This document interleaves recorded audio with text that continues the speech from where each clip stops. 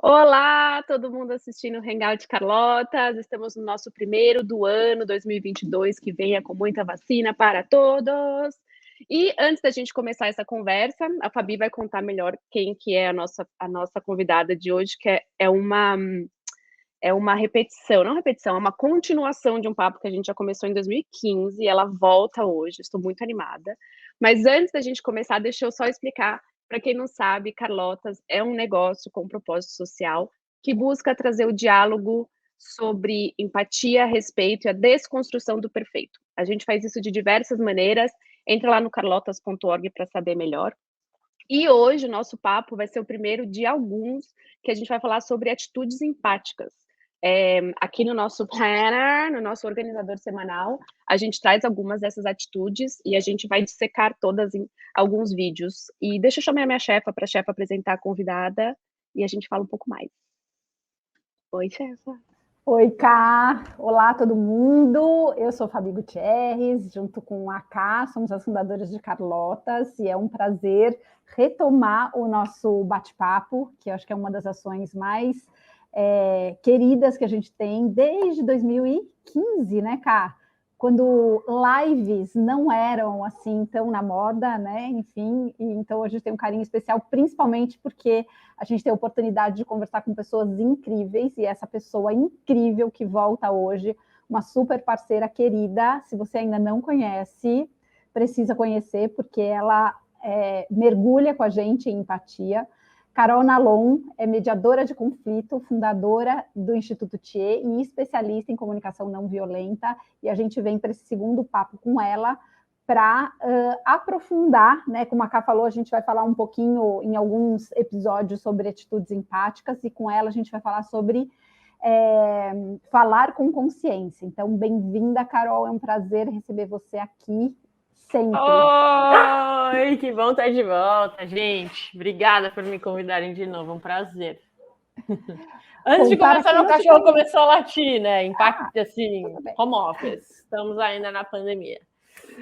Carol, para quem não te conhece, conta um pouquinho de você antes da gente entrar aqui no nosso papo. Beleza. Bom, sou Carolina Nalon, eu moro em Florianópolis, sou casada com a Gabriela, tenho o cachorro Zig, estou derretendo neste calor. Sou bióloga de formação, mas, nossa, aconteceram muitas coisas para eu começar a me interessar por comportamento humano. E aí eu caí primeiro no coaching e em seguida uma amiga me emprestou um livro de comunicação não violenta que eu falei, que interessante isso daqui, né? Mas eu tinha achado meio esquisito na época, assim. E aí, passando o tempo, eu fui fazendo alguns cursos, eu falei, peraí, deixa eu ver aqui como é que eu posso usar isso para conversar com a minha mãe. Aí eu, nossa, que diferente que foi essa conversa. E aí fui e falei, cara, quero começar a trabalhar com isso. Isso foi ali por 2013 que eu comecei a fazer workshops presenciais, algumas coisas online mesmo. Aí, em 2015, a gente fez o papo e foi em 2015 que eu lancei o Caminho da Comunicação Autêntica, que é um curso online, assim, que existe desde 2015. E estou nessa jornada. Aí fiz formação em mediação de conflitos, então hoje eu falo que tudo que tem a ver com tecnologias de convivência me interessa, né? Então a gente vai crescendo junto com as coisas que a gente descobre, vai trabalhando, né? E aí eu saquei esse termo, assim, porque sempre que a gente pensa em futuro e a gente pensa em avanço tecnológico, a gente pensa muito no avanço dos equipamentos, né? Do trabalho, e a gente pensa muito pouco em como a gente vai evoluir na nossa maneira de conviver, né? Então, hoje, todo mundo, de alguma maneira, sente um mal-estar, é viciado, gosta, né? Tem a dopamina, mas sente um mal-estar de estar na internet, de ser exposto a tanta opinião, assim, né? As mídias sociais pedem para a gente conversar, elas pedem para a gente comentar, não pedem para a gente conversar, né? Então, eu acho que a gente vai ainda ter que evoluir nesse sentido. E eu não tenho todas as respostas, obviamente, mas eu fico o tempo todo pensando nesse tipo de coisa. E essa sou eu hoje em dia. Muito incrível, Carol. Você comenta uma coisa que é super importante, né? Esses avanços tecnológicos, né, na humanidade, se a gente olhar os saltos, e tem vários estudos que mostram, né, quanto tempo demorou para chegar a televisão, rádio, internet, e os likes e tudo mais, e em termos de comportamento humano, quão difícil é a gente conseguir evoluir, né, e fazer essa transformação de, enfim, a gente pode falar de várias temáticas, né, que estão relacionadas a isso, mas o quão difícil é a gente, enquanto comportamento humano, se transformar. E eu adorei. É tecnologia do comportamento? De convivência. Nossa, A Lala, você sabe falar sobre o sobrenome da Lala, da economia 4D? Lala de Heinzelin, eu nunca consigo falar direitinho, mas ela é maravilhosa, Lala. Economia criativa, tá? Ela fala que em 1920 tinha um quadro das pessoas de 1920 pintaram como seria o ano de 2000. E elas pintaram uma pessoa falando com uma telinha vendo outra pessoa. Eles falaram, a gente quer fazer isso aqui que a gente está fazendo hoje mesmo, acertaram.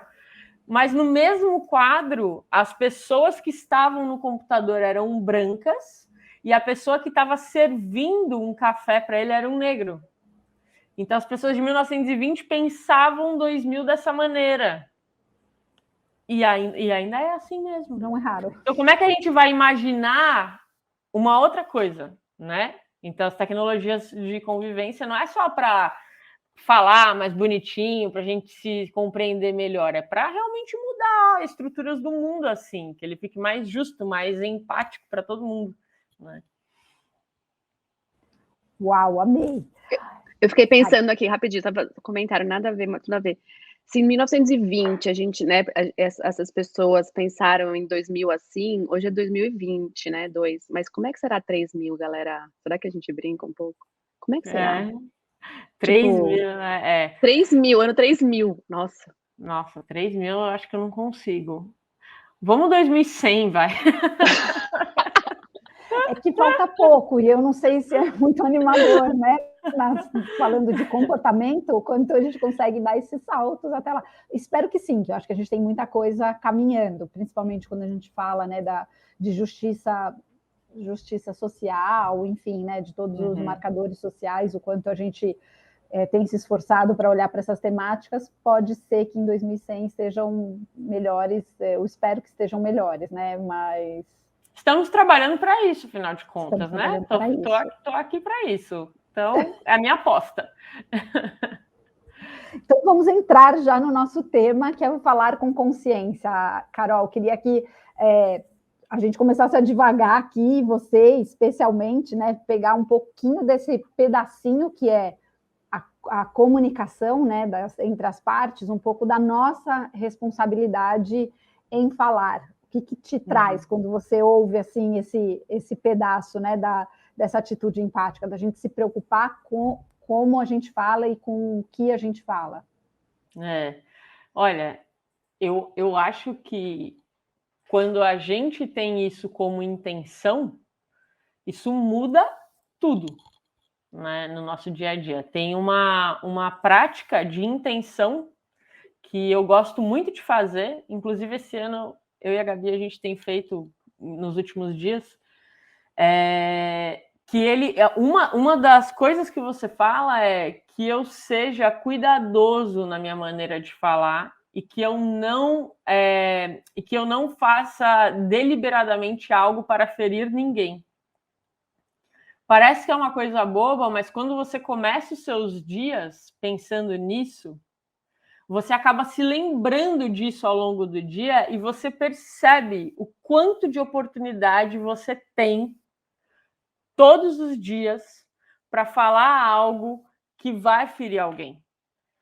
E você sente... E por que a gente sente vontade de ferir alguém? É porque a gente é mal? Inerentemente mal? Claro que existe a maldade na gente, mas é porque a gente quer mesmo? Em geral, não. Em geral, é porque a gente está com alguma coisa, alguma necessidade não atendida, né? Porque a gente está precisando de algo que não está tendo, então o nosso caminho vai ser de ferir os outros. Então, quando a gente consegue começar a pensar nisso, assim, tipo, primeiro, eu realmente tenho essa intenção, né? Porque eu faço treinamento de comunicação não violenta e as pessoas vão lá, aprendem como é que é, os passos. Nananana. Mas, Carol, como é que eu pratico? Tem algo que é anterior a colocar o conhecimento em prática, que é a vontade de colocar o conhecimento em prática. Né? Então, eu acho que quando a gente pensa nisso, assim, tipo, eu tenho isso comigo, isso é um valor para mim, né? Quem leu o livro Os 4 Compromissos, né?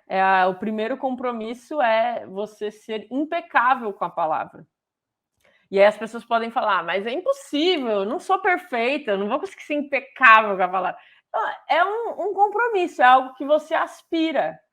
E aí, ao final de todos os dias, você vai perceber, putz, naquele momento eu fiz isso tal, e eu vou ser generosa também comigo mesma em compreender isso. Mas eu acho que é muito importante essa coisa da autorresponsabilidade, porque tudo que está fora é impossível de controlar, né? E eu acho que não é nem que é para a gente controlar a gente, mas gerenciar um pouco o que acontece dentro da gente, né? Porque controle é uma coisa que é bom a gente se livrar cada vez mais, mas saber gerir um pouco isso é legal. Então, eu acho que é fundamental, assim, sabe? Esse primeiro exercício de autorresponsabilidade. Você traz uma coisa que eu acho que é fundamental e que acho que nem todo mundo, acho que você viveu isso, né, com a gente nessa caminhada, que empatia, de repente, todo mundo é doutor em empatia e sou muito empático, etc. E é muito difícil, porque ela pressupõe justamente essa vontade, esse se olhar, né, esse se policiar o tempo inteiro, e fazer esse exercício, né? Porque é muito simples, é muito simplista falar, nossa, eu vou praticar a comunicação não violenta e eu preciso fazer isso, isso, isso, né? Check the points lá. Mas vivenciar isso, né, na sua profundidade que tem é outra história. Né? E realmente a intenção, eu acho que ela é super importante, da gente estar atento e se responsabilizar esse 50%, né, da relação, que é meu. E a única parte que eu consigo controlar, né, usando essa palavra, mas é a única parte que eu consigo gerenciar, porque o outro eu não consigo. E não assumir essa responsabilidade como um peso. Porque, eu tenho que me responsabilizar, porque... Não, na verdade, é uma liberdade que você tem, né? Quando você se implica na situação, fica muito mais verdadeiro falar sobre essa situação, né? Porque, em geral, o que acontece com a gente, quando a gente está reclamando, é assim, a gente está no trânsito, falando, que trânsito, que trânsito. Mas, ei, você é o trânsito. Entendeu? Você está contribuindo para esse trânsito. E quando a gente discute, eu gosto muito de falar da louça, né? Que é o exemplo universal, a louça suja na pia, né? Motivo de conflito em todas as culturas, né? Então é bem democrático esse conflito, todas as classes sociais, enfim.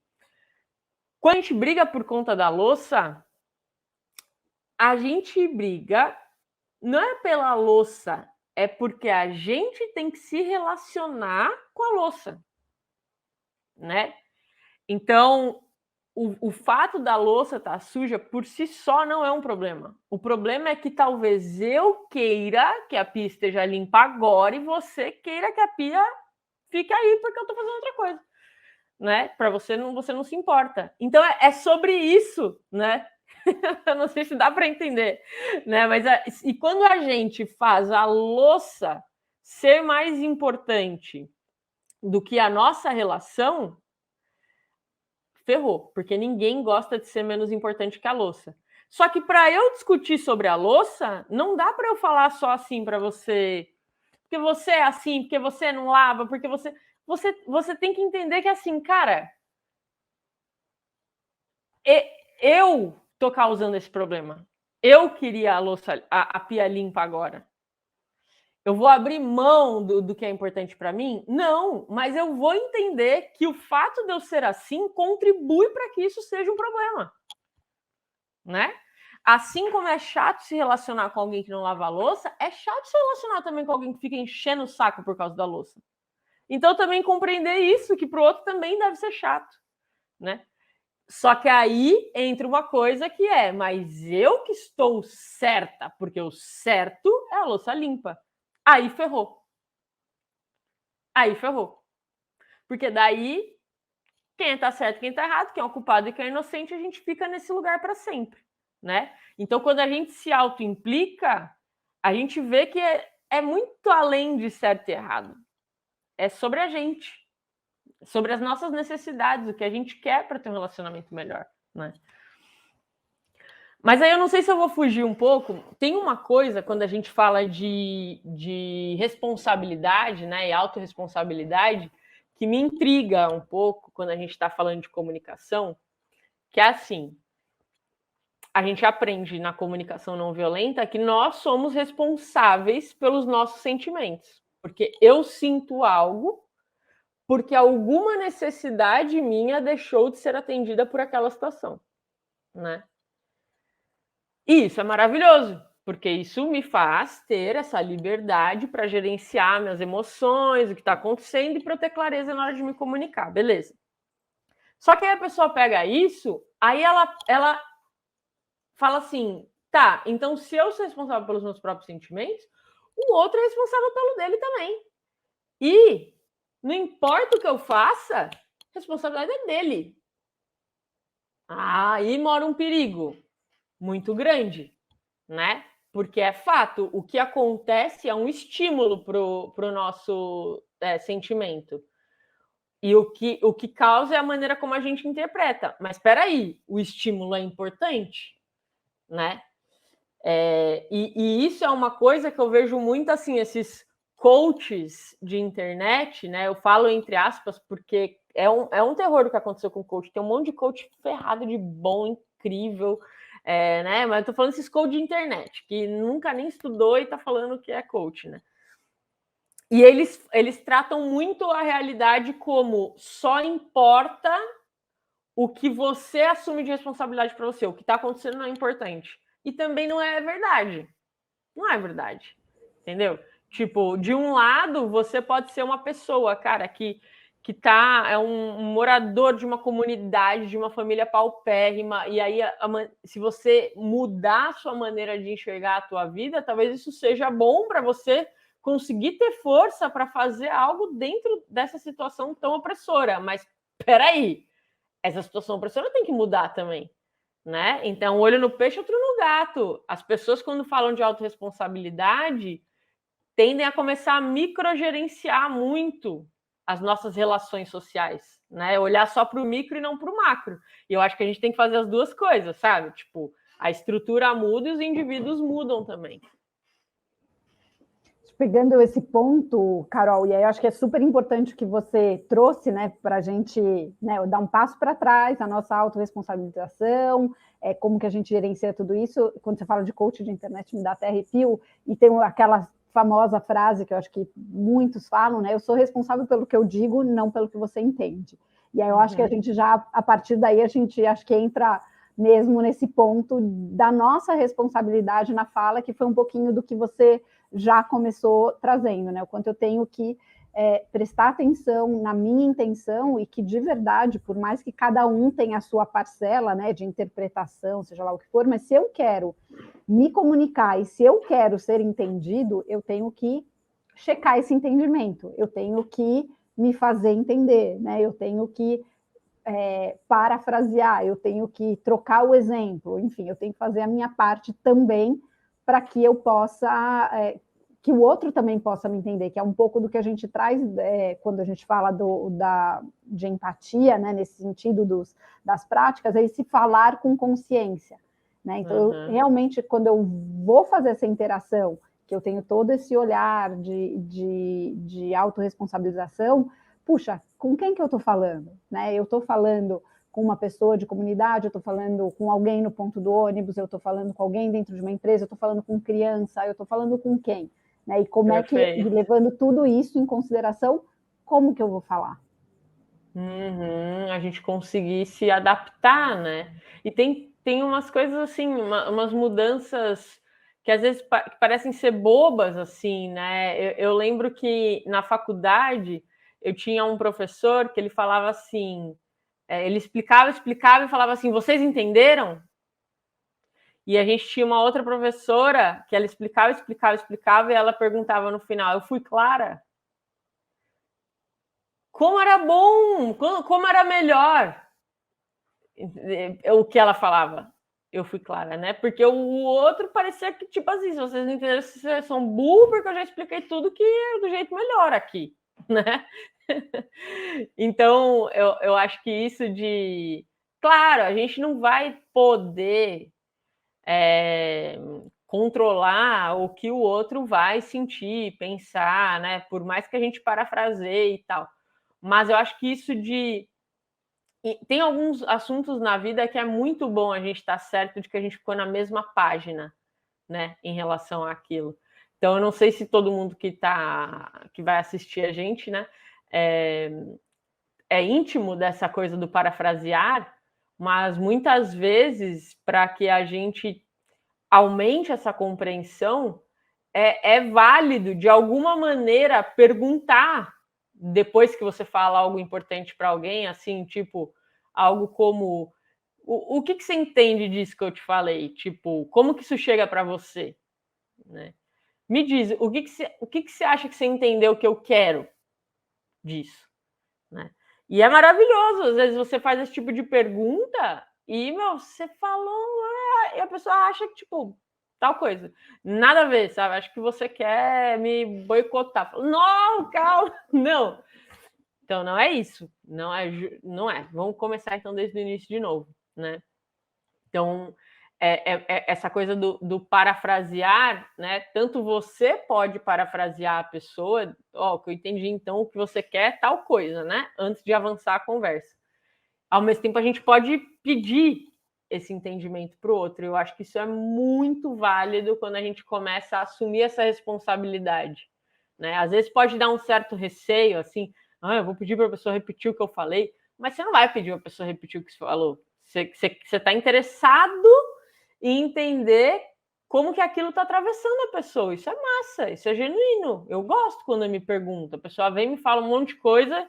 E aí, como é que você tá? E eu tenho a chance de poder dizer como é que eu tô depois de escutar tudo aquilo, né? Então, acho que é uma boa dica para quem quiser ser mais responsável, assim, no que está dizendo. Boa, adoro dicas. Quero mais dicas.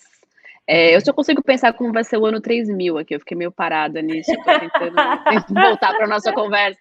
Mas eu queria também... Fiquei pensando assim... Até pensando na nossa conversa antes da gente começar, de falar com consciência e dessas atitudes empáticas e de que como, sei lá, o mundo, a gente está indo para um lugar onde isso está cada vez ficando mais importante, né? Eu acho que pela distância que o online permite, onde eu nem sei mais quem é aquela pessoa que eu estou escrevendo, comentando, criticando, e eu acho que também como muitas figuras públicas cada vez mais normalizando uma raiva ou normalizando um jeito não consciente de falar, sei lá, só para... Eu acho que isso é muito importante. Não tenho pergunta nenhuma, só queria dividir isso com você. Não sei, mas eu gosto de dica, Carol, me dá mais dicas, assim, para ajudar, assim, Eu gostei dessa de perguntar, né, mas e aí, o que você achou, o que você entendeu disso? Isso é bem legal. Sim. Que mais Tem que a uma gente coisa, pode? Carla, que eu acho muito legal, que está dentro de uma distinção chave da CNV, que é a gente entender o que é um sentimento e o que é um pseudo-sentimento. E por que eu gosto tanto disso? Porque o Marshall, quando ele fez essa distinção, ele coloca muito claramente assim para a gente o quanto a nossa linguagem está contaminada com os nossos julgamentos. E a prova disso é que o nosso vocabulário de sentimento está contaminado de julgamentos, né? Então, assim, a gente conseguiu nomear algumas palavras para expressar um sentimento que, na verdade, não falam de sentimento nenhum. Apontam só para o comportamento do outro. Por exemplo, se eu viro para você e falo assim, eu estou me sentindo ignorada, Carla. ignorada é um sentimento ou eu estou descrevendo uma ação? Né? A gente usa para expressar sentimento. Mas que sentimento é esse? No fundo, eu estou dizendo que Carlos está me ignorando. E quando eu faço isso, a chance da Carla falar, pera, não é assim, não tô te ignorando, é alta. Então, a chance de eu ser compreendida, de eu ser escutada, de eu falar também assumindo uma responsabilidade é baixa, né? Agora, quando eu penso assim, eu tô com essa sensação que a Carla tá me ignorando, isso é legítimo, a gente pensa isso, eu sei, se você me falar, eu tô me sentindo ignorada, eu sei o que é isso, porque eu já senti isso na minha vida, ok? Então, não é que, não existe, eu sei que existe. Só que se eu falo dessa maneira, gera uma mega resistência. Agora, se eu paro para pensar, o que tá acontecendo? Pô, eu mandei 2 e-mails para Carla, ela não me respondeu até agora. Beleza. Então, aí é daí que eu tiro que ela tá me ignorando. Mas o que eu sinto quando eu tenho essa sensação de estar sendo ignorada? Pô, na verdade eu tô preocupada, porque a gravação do nosso podcast é hoje, ela não me respondeu o e-mail com o link, tô inventando a história aqui, tá? Ela não respondeu o e-mail pro link. Então, qual que é a necessidade minha que tá deixando de ser atendida? De organização, de previsibilidade, de certeza. Então, assim, será que Carla está mesmo me ignorando? Ou será que está acontecendo 1000 coisas lá com a vida dela? Um parente dela está com Covid e ela está tendo que cuidar, né? Então, não é a questão dela estar me ignorando. Então, quando eu tiro isso do julgamento da palavra do sentimento, eu posso dizer, Carla, eu mandei 2 e-mails para você e eu fiquei muito preocupada, porque estava quase chegando o horário do negócio, e da gravação, e eu tava assim, será que vai acontecer ou não? Porque eu tenho um monte de coisa para fazer hoje, então eu preciso ter essa resposta meio urgente, né? É outro lugar do que você falar, Carla, você ignorou meus e-mails, né? Que tipo de conversa isso dá? Então, pensa, quando você for falar assim, o que eu tô sentindo? Será que você tá falando realmente sobre você? Ou você tá falando sobre o outro? Então você fala, eu tô me sentindo triste. Não tem embutida nenhuma ação do outro. Eu estou me sentindo frustrada. Pode ser comigo mesma, inclusive. Eu não estou falando do outro. Eu tinha uma expectativa, eu tenho essa expectativa frustrada. Agora você fala, eu estou me sentindo manipulada, traída, desrespeitada. Isso tudo são maneiras de descrever a ação do outro e que eu finjo que eu estou falando de um sentimento. É o passivo-agressivo, né? Não, estou falando de mim, do que eu sinto. E vocês que estão fazendo tudo isso errado, né? Então, acho que essa é uma dica muito legal, né? E quando a gente começa a fazer essas distinções na CNV, às vezes as pessoas pensam assim, então não pode falar essas palavras, né? Que a gente é muito rápido, a gente quer técnica, a gente quer que seja simples, né? Não é isso, você pode falar a palavra que você quiser. Inclusive, por exemplo, traída é um pseudo-sentimento. Estou me sentindo traída, então eu estou implicando. Alguém me traiu, como é que você se sente quando uma traição acontece, né? Mas se eu e você estamos em um acordo sobre o que é uma traição, então se a gente está num relacionamento monogâmico, você vai lá e fica com uma pessoa e eu falo, estou me sentindo traída, você provavelmente vai falar, eu entendo o que você está dizendo. Tipo, você não vai criar uma resistência. Agora, se o que é traída para mim não é o que é traído para você e eu falo que eu estou me sentindo traída, aí não vai ter conexão, entendeu? Então, assim, os pseudo-sentimentos não é que eles são palavras erradas, eles podem gerar conexão, desde que exista o mesmo acordo sobre o que é aquela palavra, né? O que é aquele conceito. E você pode falar tudo, porque, né, a CNV nunca vai falar que você não pode falar tal coisa, mas a CNV se preocupa o que é que gera conexão com o outro e o que é que não gera. Então, essa é uma dica, esse tipo de coisa costuma dar ruim, não costuma não gerar conexão. Então, se você quer gerar conexão, tente evitar, né? Perfeito. Deixa eu falar que chegamos nos 30 minutos já, o nosso papo voa, né? Voa, fly. Não, é maravilhosa. Deixar com a minha chefa, com a sua chefa, com a nossa chefa. Fabi, você quer amarrar aqui o final? Não, eu ia comentar que eu acho que é muito poderoso isso que a Carol está trazendo, porque realmente é um super exercício, né? Então, assim, não é simples e o que eu acho muito interessante, né? O quanto a gente de verdade, a maioria das vezes, a gente põe essa responsabilidade no outro, né? Então, assim, estou me sentindo traída, estou me sentindo enganada, estou me sentindo ignorada, e é sempre assim, alguém fez algo para gente. Mas se isso não tem um botão dentro da gente, eu gosto que a Gabi fala que a gente tem um velcro interno, né? Então alguém joga lá bolinha de plush, se não tiver o velcro, não rola, né?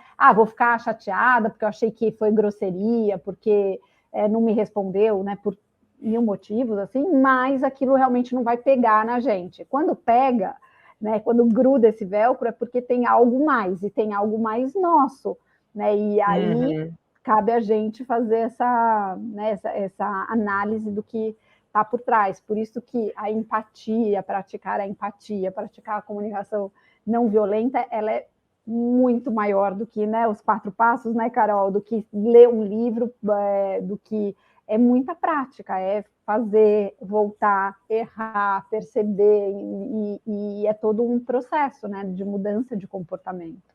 Total, é isso, é você ter essa intenção genuína, diária, de falar de maneira responsável, de ouvir de maneira generosa e familiarizada com o porquê você está fazendo isso, né? Então, por que para você os outros seres são importantes? Por que ter relações mais humanizadas para você é importante, né? O que isso muda para você enquanto ser humano, né? E aí acho que cada um tem que fazer a sua busca, assim, né? Eu gosto muito do que o Marshall falava, né? Ele fala, a comunicação não violenta é a compaixão em prática, né? O mínimo denominador comum de todas as religiões do mundo, né? Toda a espiritualidade é a compaixão. Então estamos aí há milênios recebendo essa mensagem. E por que é tão difícil, né? E eu acho que a compaixão, ela, de certa forma, ela é um convite para a gente transcender os nossos instintos, né? É muito difícil quando alguém dá a cara você oferecer a outra, né? Dá um tapa na tua cara você oferecer a outra, que é o que Jesus falou, né? De alguma maneira, a compaixão, você vai viver um pouquinho isso. E não é que você, para viver a compaixão, você vai negar você vai ser feito de trouxa, você vai sempre deixar a galera bater na tua cara, não é isso, tá? Mas, de alguma maneira, você vai ter que entender a violência do outro e ainda assim humanizar, sabe? Por mais absurda que seja a violência, você ter essa vontade de ainda assim humanizar o outro. Então, é difícil pra caramba fazer isso, né? Transcende um pouco o nosso instinto, assim, de querer se vingar, de querer que o outro se dê mal, de querer que o outro seja punido. Ao mesmo tempo, a experiência humana, ela é toda sobre essa possibilidade de transcendência. Todos os outros seres estão vivendo só com o instinto. A gente tem essa possibilidade de viver também para além dos nossos instintos. Então, para mim, isso dá sentido para a minha existência humana, né? É uma maneira, ter isso como uma aspiração é uma maneira de aproveitar melhor essa vida, sabe? E tudo que a experiência humana pode me oferecer, assim. Então, mas aí cada um faz a sua busca, né? Do porquê que as relações são importantes. Pô, para finalizar, eu queria dizer que nós somos esse outro, né, de alguém. Então, enquanto a gente, né, tenta exercitar a compaixão e olhar essa violência do outro, alguém está olhando para a nossa, porque a gente está muito longe de ser alguém aí que consegue 100% do tempo estar praticando tudo isso. Então, acho que também é importante a gente ter isso em conta, né, que todos somos humanos e muitas vezes o que nos irrita no outro, a gente com certeza está fazendo algo similar com alguém. Então, ou queria estar fazendo e não faz. Aí se irrita que o outro faz. Exato, que o outro... exatamente. E aí, então, para fechar, só queria ler aqui o que a gente tem no nosso organizador do Falar com Consciência, porque, de novo, né, as sugestões aqui de práticas empáticas, elas não se encerram aqui, elas não se encerram nesse papo maravilhoso de meia hora com a Carol, muito menos em uma frase, mas é para a gente ir realmente estudando e praticando e buscando para que a gente possa fazer a nossa parte, né, de transformar isso melhor. Então, quando a gente fala de falar com consciência, se desejamos ser compreendidos e gerar conexão, somos responsáveis pelo que dizemos e como dizemos. Falar com consciência é levar em conta com quem estou falando e adaptar a linguagem para que chegue até o outro da forma mais clara possível. Maravilhosa, maravilhosa. Incrível, muito obrigada, gente. Carol! A gente que agradece mais uma vez você estar com a gente, a disponibilidade, a parceria, as trocas, para a gente ter você nessa jornada é muito, muito, muito significativo. Obrigada. E estar aqui com vocês também, gente. Eu admiro muito o trabalho de vocês. Seguimos juntas. Vou deixar todos os links da Carol aqui embaixo, para quem está assistindo, para quem está ouvindo no Spotify. E é isso, vou sair do ar, gente. Tchau. Tchau, Fabi. Tchau, Carol.